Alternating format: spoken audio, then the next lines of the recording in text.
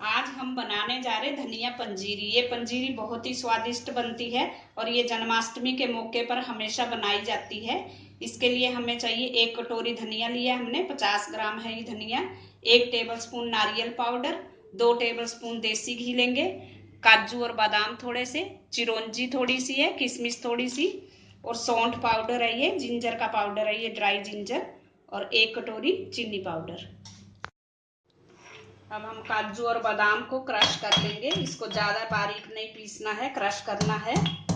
इस तरह से सारे क्रश कर लेंगे और ये धनिया को हम मिक्सी में ग्राइंड कर लेंगे। ये धनिया को हमने बारीक पीस लिया है और काजू बादाम भी क्रश कर लिए हैं। अब हम गैस पर कढ़ाई चढ़ाएंगे। इसमें 2 टेबलस्पून देसी घी डाल देंगे। इसमें हमने सबसे पहले ये सौंठ का पाउडर डाल देना है। इसको थोड़ा सा चलाएंगे हम इस तरह से।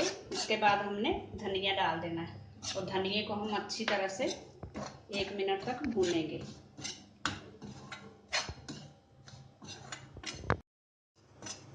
ये धनिया हमारा भून चुका है, लगभग इसको 1 मिनट हो चुका है भूनते हुए। गैस की आंच तेज ही रखें।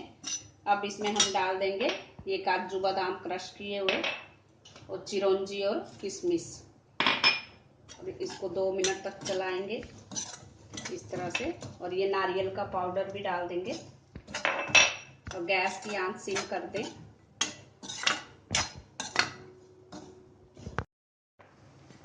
अब हम गैस को बंद कर देंगे और इसमें मिला देंगे चीनी पाउडर और इसको अच्छे से मिक्स कर लेंगे। चीनी पाउडर आप अपने हिसाब से मिला लें, जितना मीठा आपको पसंद हो। कम मीठा हो तो कम डालें।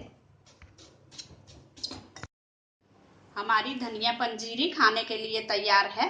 अगर आपने मेरे चैनल को सब्सक्राइब ना किया हो तो प्लीज कर दीजिए। Thanks for watching.